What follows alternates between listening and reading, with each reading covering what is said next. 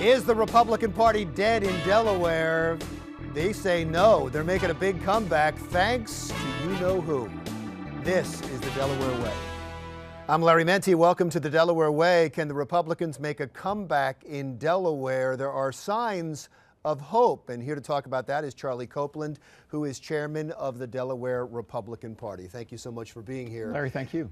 The signs of hope, I guess, is the energy that was stirred up by the primary in Delaware actually mattering this year. Yeah. And the fact that, and I'll ask you if it's true, Donald Trump claims all these people are coming over to vote for him, and he's brought millions to the Republican Party. Was it true in Delaware? I think it was true. In the first couple of months of the year, there were 4 times more folks in Delaware switched to become Republican than switched to become Democrat. When you say switched, from some other affiliation, whether it was Democrat or an independent or a Green Party or Libertarian, whatever, they switched their registration to become a Republican. About 4 times more people, about a little less than 2,000 folks, where there were about 400 and change that switched to be a Democrat. So 4 to 1 is pretty good. Now, you would think that that would be for Donald Trump.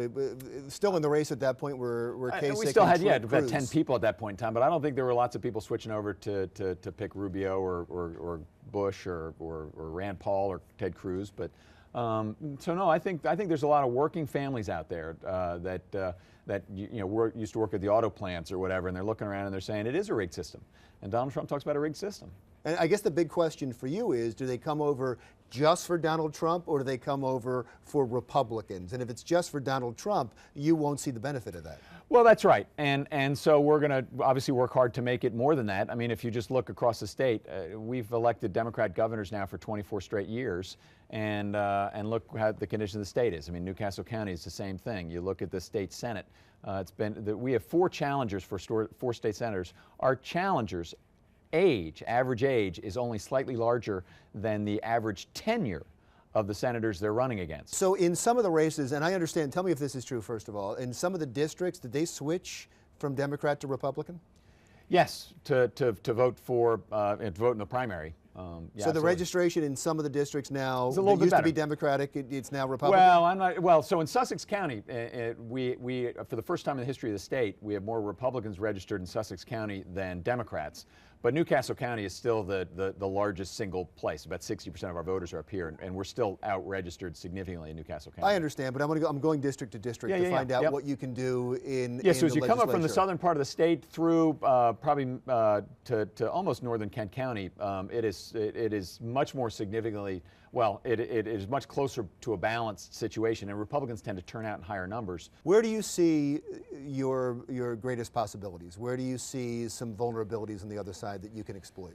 Well, I think that the number one is that the long-serving legislators. So there's some Senate seats, there's some House seats where these folks have been in there for a long time, and they've chaired committees, like say education or criminal justice, and those areas things have just been terrible in the state of Delaware, terrible for a long, long time.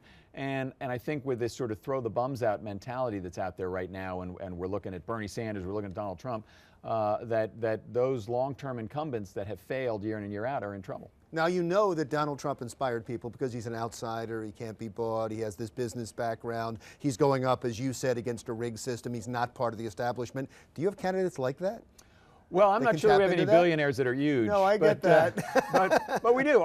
So we've got, for instance, we have a candidate here in the city of Wilmington, James Spadola, who's a Newark police officer, who lives in Wilmington, who's got a YouTube video about hugs for cops, and he's going down the streets of Newark giving hugs, and he plays in a band. And part of the reason he got into politics was the city was trying to ban outdoor live music at a local night spot, and he was like, why would you do that? You live in a city for the entertainment, for the culture, for the activity, for the interactions. And it infuriated him, and he's much more of a libertarian, non-standard kind of a guy. He's not, sort of this, he's not a Tea Party guy. He's not an establishment Republican, whatever that means. He's a guy that looks around and says, we've got a problem, we've got a rigged system, and, for people who want to live their life like I do and do these things, I'm going to take a step, and we ought to, if nothing else, we ought to thank the guy and say thank you for taking on this task, because it's tough. Now, you're going to be a delegate, right? Yes. You're a delegate. Now, it's not as interesting as it was a couple of weeks ago to be a delegate going to the Republican convention. Were you getting phone calls from candidates? So our delegation is bound on the first vote, and Right. we were talking to some of the Trump folks here. So there was some conversation going back and forth, but And they wanted you to commit to stay with them in the second ballot. that's correct. But I, it was that Tuesday was when we had the Northeast states, and after that it was pretty the phone clear. stopped ringing. The phone stopped ringing. Were you looking forward to it, to be honest? Were you looking forward to going in and having an open convention? I think and a little being in play? trepidation, right? Because it's fun to be in play, but by the same token, it's just a lot more stressful because you don't know what's going to happen and how it's going to shake out, and it just is a little more potential for things falling off the rails. I mean, now you know, but there's still a lot to do. Let's talk about the primary in Delaware. Would you like to see it moved up now that we had the excitement of it actually meaning something? Yeah, I mean, I think we've tried that. We've moved it around. I would like it to be earlier in the process. I suspect a lot of states would like theirs earlier in the process, and so it's how do you make that happen? How about the fact that you have a separate primary now for the local elections and the state elections? Why is that? A number of the Northeast states still have early or late primaries. I think it's a terrible idea. When I was in the legislature, I tried to move it forward, and I would like to see it move forward. I would like the primary to be, and you can change the legislative calendar around so that the legislators have a chance to work in their primaries and campaign and that kind of thing. But no, I'd like our primary to be in the April-May timeframe, which would then give clear 4, 5, 6 months between the election and the primary for the candidates. Shouldn't it be the same day? Both of them on the same day? Yeah, the presidential and the general. I think that would make some sense. Save some money for the taxpayers. What is the reason? Every 4 years, sure. Well, yeah, but still, I mean, it's like $1 million Yeah. every 4 years. Right. That's significant. Yeah. You don't think so? Oh no! Last time I looked, $1 million was still worth a lot. Yeah, no, it absolutely isn't. But also, why are they split? Is it the cynic in me is that it gives the parties more control. Well, it actually gives the candidates more control. So if I'm an incumbent and the primary is not until the end of September, I'm going to win. I just am. And so you look at incumbent protection, and that really is where it comes from. The presidential primary was a late add-on. Up until the early 90s, we had just a caucus, and so there wasn't a presidential primary, and so there was only one primary, and that was the local primary, the state primary.